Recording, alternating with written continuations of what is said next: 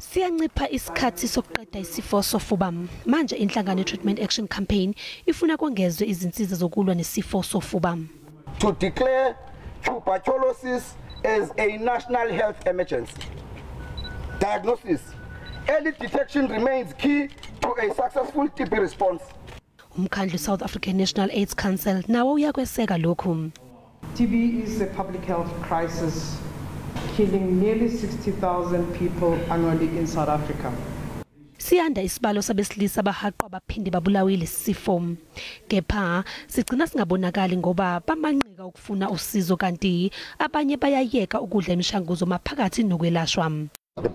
Is the smell in your body and the number of pills. I mean, when I was taking the tablets, there were about 5 tablets, huge tablets, 5 of them. I-COVID-19 ibe nomthelela omubi ekulweni nesifo sofuba. The pandemic has negatively affected treatment adherence and uptake of TB services due to various factors such as restriction of movement and fear of contracting COVID-19 in health facilities. Umgubho osuku lwesifo sofuba obelubungazwa umhlaba wonke namhlanje ububanjele eMbombela eMpumalanga. Iphini likaMangameli wezwe lithi uhulumeni usebenza ngokuzikhandla ukwehlisa ukutheleleka ngalesifo kanye nesibalo sababulawa yiso.